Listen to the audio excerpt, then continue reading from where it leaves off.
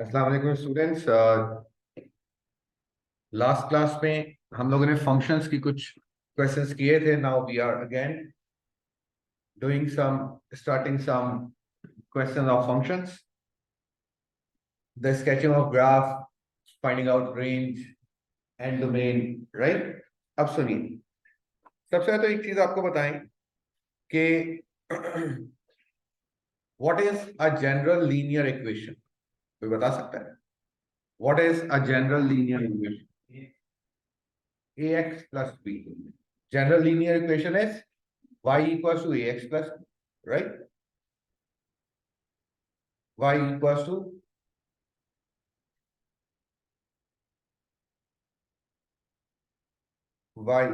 to ax plus b. It is a general linear equation. Okay. What is a general quadratic equation? Y equals to ax square plus bx plus c. This is called a general quadratic equation, जिसे एक हमारे पास quadratic curve, parabolic curve कहा जाएगा, वो बनकर आता है. अब आइए, अगर आपसे कहा जाए, कोई इक्वेशन दे दी जाए स्ट्रेट लाइन की और आपसे कहा जाए फंक्शन को स्केच कीजिए या प्लॉट कीजिए, आप एक्स की वैल्यूज रखते रहेंगे और फंक्शन स्केच हो जाएगा. ऐसा ही जैसा कि लास्ट क्लास में हमने कुछ की भी थी वर्किंग. जनरल क्वाड्रेटिक इक्वेशन अगर आपको दी जाए और आपसे कहा जाए स्केच कीजिए ग्राफ, फिर आप वही कुछ वैल्यूज रखेंगे और फंक्शन को स्केच कर देंगे. ऐसा ही, लेकिन इसके साथ साथ for a quadratic equation we have another method to sketch a function. उस स्केचिंग के लिए हमें इस इक्वेशन को ट्रांसफॉर्म करना पड़ेगा किसी और इक्वेशन में. और वो एक और इक्वेशन क्या है? y equals to a x minus h whole square plus के.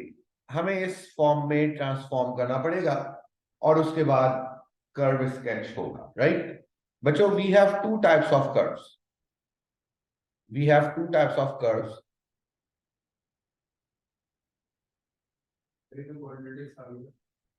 जी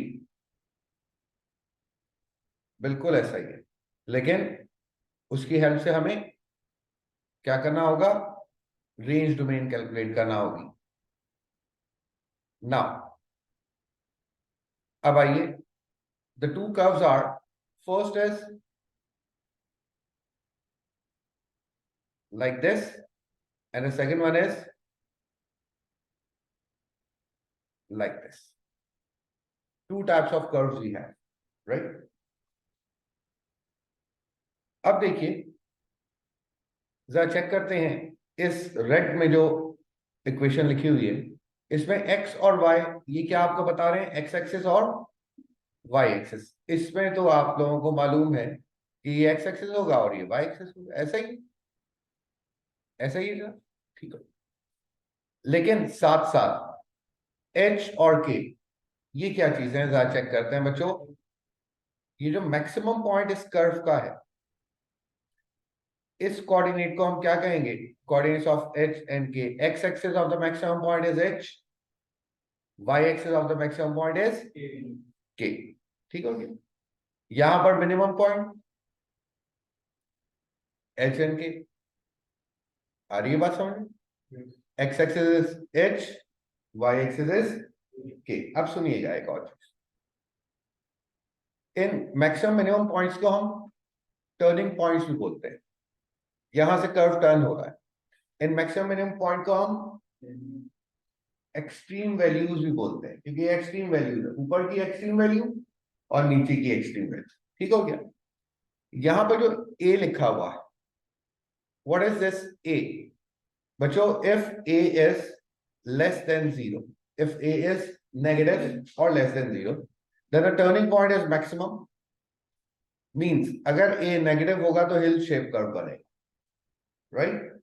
and if A is greater than zero, then the turning point is minimum valley shape curve बनकर आएगा. Right?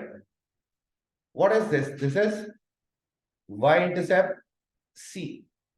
This is y-intercept C. Do we have a C in the red equation? No, we don't have C in the red equation, but we have C in the general equation. Constant of the general equation is y-intercept. y-intercept होता क्या है? जहां पर x 0, अगर x को मैं 0 कर दूं तो सिर्फ C की वैल्यू आ जाएगी। यहां पर भी अगर x को 0 कर दूं और बाकी वैल्यूज रख दूं तो y-intercept आ जाएगा। बात आ रही है समझ में? ये नोट कीजिए, फिर आगे चलते हैं। चलिए, कर्व्स नोट कर लीजिए, फिर how to sketch a curve ये चेक करेंगे। Okay, students, for example, a question is here. And the question is 4x squared minus 2x plus 1. आपसे कहा इस कर्व को आपने स्केच करना। ठीक है, जब भी बच्चों कर्व को स्केच करना, जब भी कर्व को स्केच करना हो, आपको इसको कंपेयर करना पड़ता है किससे? a x minus h whole square plus k। अब राइट साइड एक्सपेंड कर दीजिए, a square minus 2ab plus b square plus k, और ये क्या होगा? ax square minus 2a x h plus a h square plus k. कोई confusion? कोई confusion? Whole square expand किया और मल्टीप्लाई करवा दिया। अब देखिए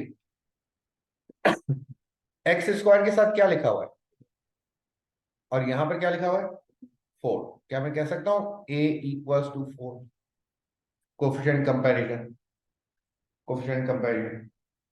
एक्स के साथ क्या लिखा हुआ है? Minus 2ah minus 2ah equals to, यहां पर क्या है? minus 2. Can I say that h equals to minus 2 over minus 2a? And what is a? It is 4. So the answer is 1 upon 4. The answer is 1 upon 4. Any confusion? No. अब आइए आगे। Constant ah square plus k equals to, constant is 1. So what is the value of k? 1 minus a कितना है? 4. h square is 1 upon 4 का square is 1 upon 16. So the answer is minus 3 over 4. बात समझ में आ रही? क्या अब कहा जा सकता है कि ये जनाब y किसके इक्वल हो गया? 4x माइनस h का होल स्क्वायर प्लस k। आ रही है बात समझ? अब इसके बाद कर्व को करते हैं स्केच। जनाब देखिएगा, what is the value of h? What is the value of h? 1 upon 4। जो भी साइन होगा उसका उल्टा साइन लेंगे, क्योंकि जब कंपेयर करवाते हैं तो माइनस माइनस प्लस हो जाएगा। 1 upon 4। The value of k is minus 3 upon 4। Turning point आ गया, ये टर्निंग पॉइंट आ गया। आगे जा, कहां से टकराएंगे वाई एक्सिस को? 1 से टकराएंगे। कांस्टेंट ऑफ द इक्वेशन 1 से टकराएंगे।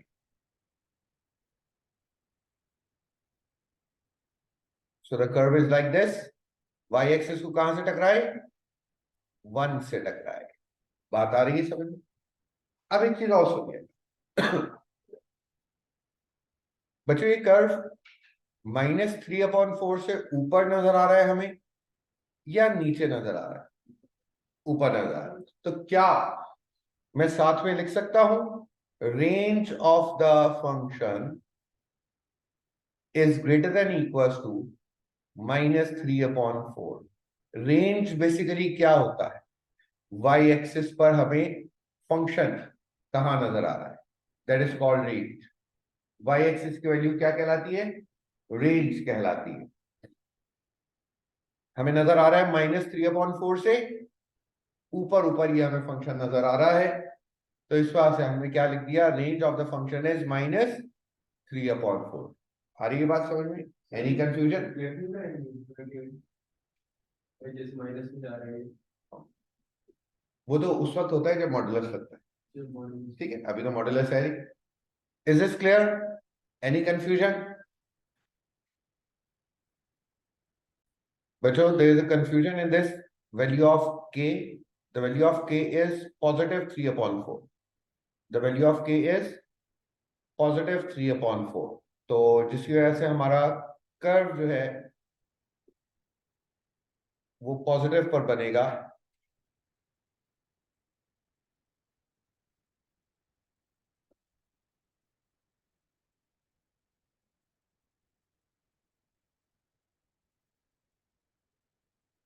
तो the curve is like,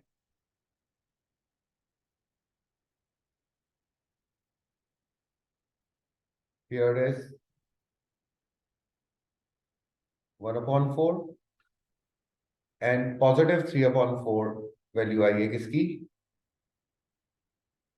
k की। therefore the range is greater than equals to +3/4. okay okay students, now question number 3 is given, and what we have in this question number 3, the function is defined by this: for x is greater than equals to 1, find the range of the function. हमें range calculate करना है function की। सुनिएगा, curve को अगर मैं sketch करवाऊं, देखिए curve, क्या ये कर्व हमारा उसी फॉर्मेट में है जिस फॉर्मेट में हम स्केचिंग करते हैं?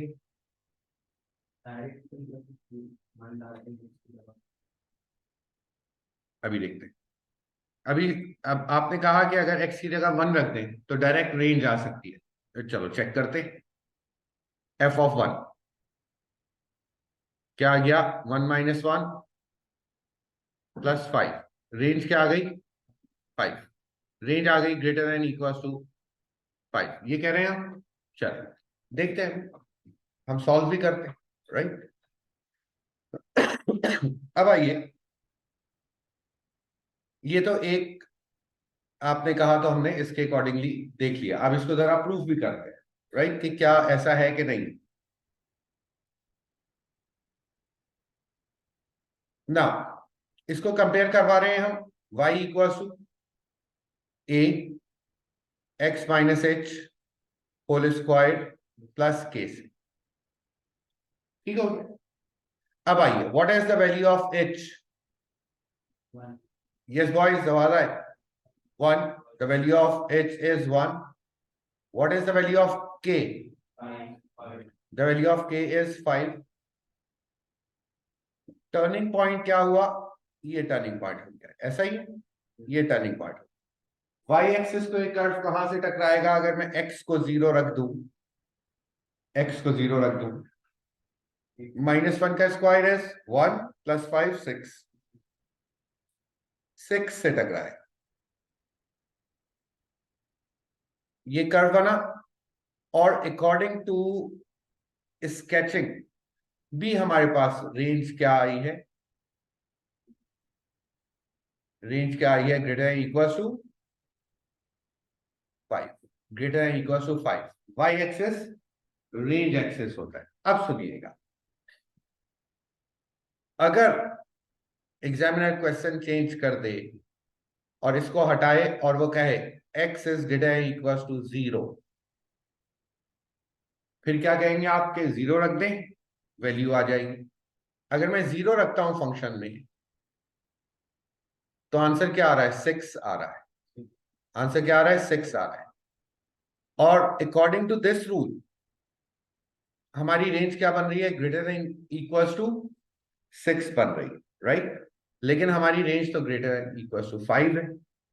तो इस क्वेश्चन में एग्जामिनर ने खुद वही x की वैल्यू दी जिस पर मिनिमम पॉइंट आ रहा।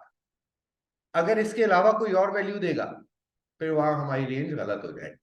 तो इस तरह से स्केच करके हम देख लेते हैं कि रेंज हमारी सही है कि नहीं। ठीक हो गया। अब एक चीज और सुनिएगा। ये जो कर्व हमने स्केच किया, एग्जामिनर ने क्या कहा है, कर्व स्केच करना है ग्रेटर देन इक्वल टू 1, और हमने तो पूरा स्केच कर दिया। तो इट मींस हमें ये वाला पोर्शन रिमूव करना पड़ेगा, और ये हमारी कर्व की स्केचिंग होगी क्वेश्चन नंबर 3 की। आ रही है बात समझ? क्या चीज? हाँ, क्योंकि ग्रेटर देन 1 के ऊपर वर्किंग कर रहे हैं, एक्स की वैल्यू 1 और 1 से ज्यादा के ऊपर वर्किंग कर रहे हैं। यहाँ पर तो 1 से छोटी हो गई ना वैल्यू, इस वजह से वो हटा दिया। क्लियर है? कंप्लीट कीजिए question, complete the question.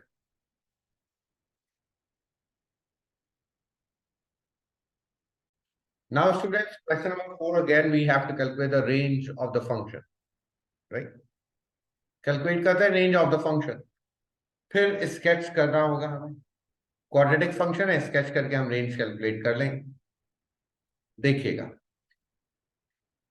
Sketching के लिए हम जिससे कंपेयर करते हैं वो क्या है, y equals to a x minus h whole square plus k. ऐसा ही, ऐसा ही ना। यहां पर x का कोफिशिएंट 1 है, और हमारे इस क्वेश्चन में x का कोफिशिएंट 2 है। तो एक काम करते हैं, 2 को लेते हैं कॉमन। कॉमन आ नहीं सकता, जबरदस्ती कॉमन लेंगे। जब 2 कॉमन लिया गया स्क्वायर में से, तो स्क्वायर की वजह से 2 क्या हो गया, 4 हो गया। स्क्वायर की वजह से 2 क्या हो गया, 4 हो गया। और ये रह गया x, जबरदस्ती कॉमन लिया तो इसको हमने क्या लिखा, 1/2 होल स्क्वायर -5। आ रही बात समझ में? लाइक a प्लस बी में से अगर a कॉमन ले तो क्या होगा, 1 प्लस b अपॉन a। ये जबरदस्ती कॉमन लिया हमने, फोर्सफुली हमने कॉमन ले लिया, कि अगर नहीं हो एलिमेंट तो डिवीजन में लिख दिया जाएगा। आ रही है बात समझ में? अब आइए, अब इसको कंपेयर करवाएंगे हम अपने फॉर्मूला से, बेसिक फॉर्मूला से। What is the value of h? What is the value of h?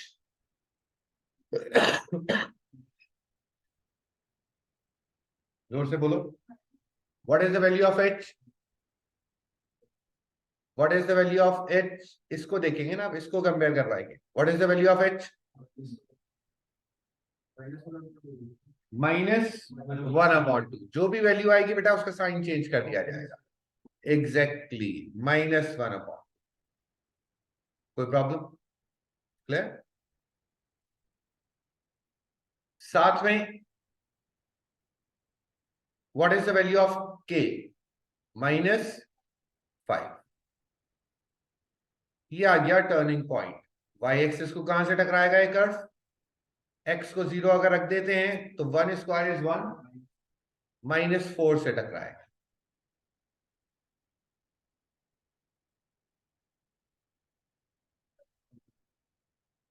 हमें ग्रेटर देन -1/2 का बनाना है, तो इट मींस ये नहीं आएगा, ग्रेटर देन -1/2 का बनेगा। तो रेंज क्या आ गई हमारे पास? What is the range?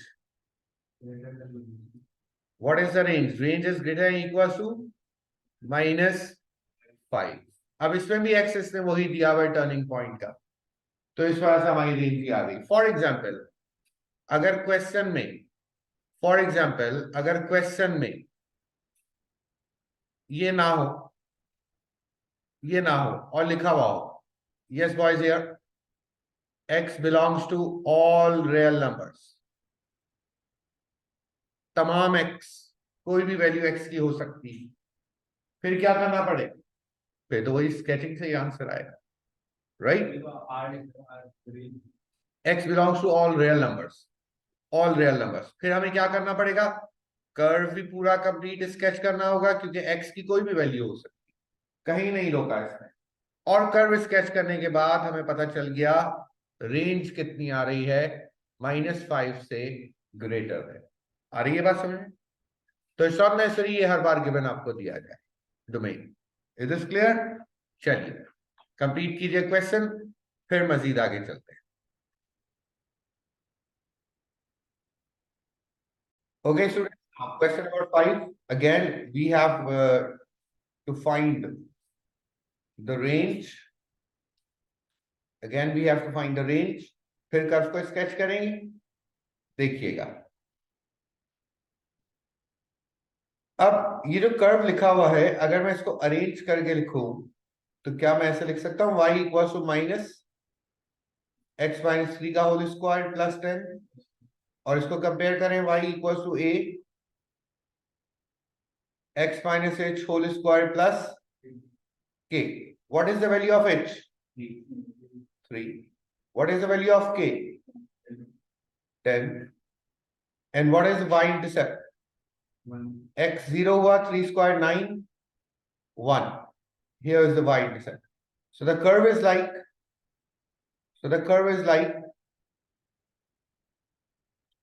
this one and this one, right?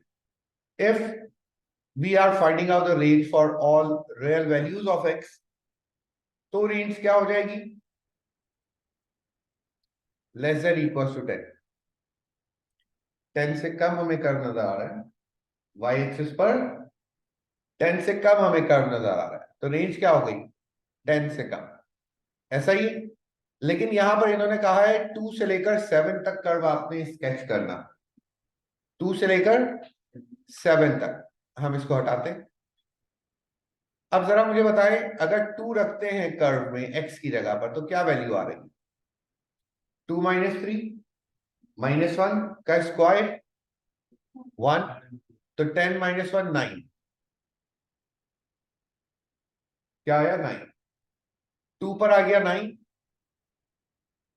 और 7 पर 7 माइनस 3 4 का स्क्वायर 10 माइनस 16 माइनस 6, कहां तक जाएंगे हम?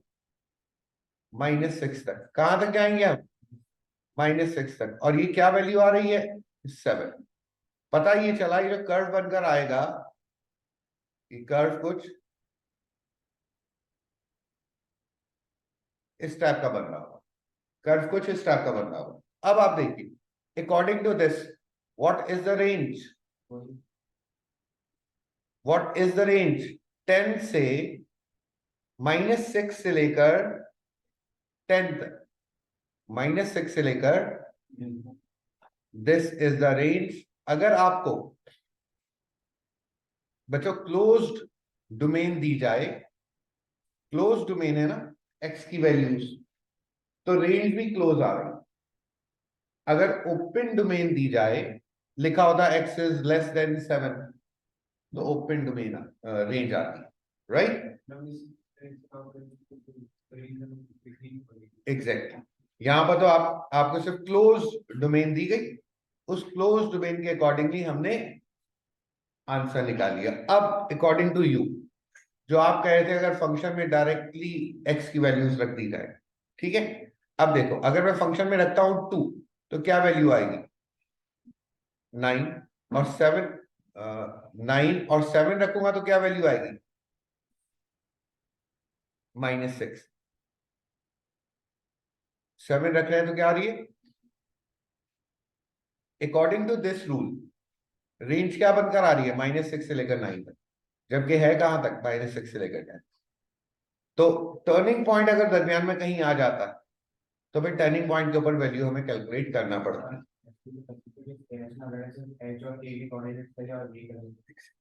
एग्जैक्ट, लेकिन इससे हर चीज क्लियर हो गया, ठीक हो गया। Any confusion? नो। चले, कंप्लीट कर लीजिए क्वेश्चन। ओके। अब जो नेक्स्ट एक्सरसाइज आ रही है, that is called composition of functions. Composite functions भी कहा जाता है। एक से ज्यादा फंक्शंस अगर हमें मिल जाए एक जगह पर, तो वो कॉम्पोजिट फंक्शंस कहलाते हैं। फॉर एग्जाम्पल सुनिएगा, एक क्वेश्चन आपको दिया गया, f x equal to x plus 1, g x equal to 3x square minus 2, h x equal to 1 over x। आपसे कहा फाइंड f ऑफ 2। क्या मतलब है? x की जगह पर 2 रख दिया जाए, किस फंक्शन में? f के फंक्शन में। आंसर क्या आ गया? 3 आ गया। अगर आपसे कहा जाए फाइंड g ऑफ a, क्या मतलब है? a रख दिया जाए x की जगह पर, सही। अगर आपसे कहा जाए फाइंड h ऑफ fx, क्या मतलब है?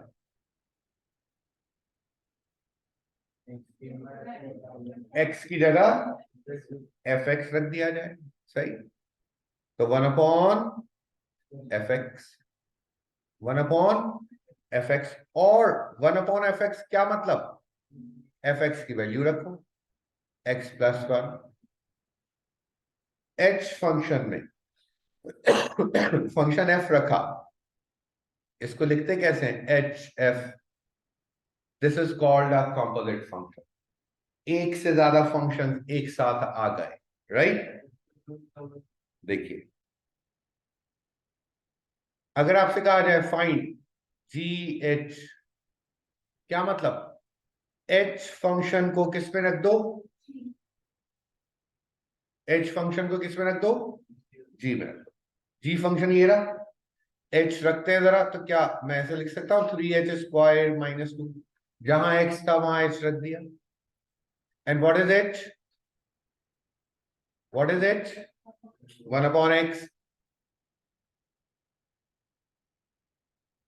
-2। तो आंसर क्या हो गया? 3/x² -2। तो ये कॉम्पोजिट फंक्शन किसका बना? जी एच का कॉम्पोजिट फंक्शन बना। बात आ रही है समझ? फिफ्थ वन, आपसे कहा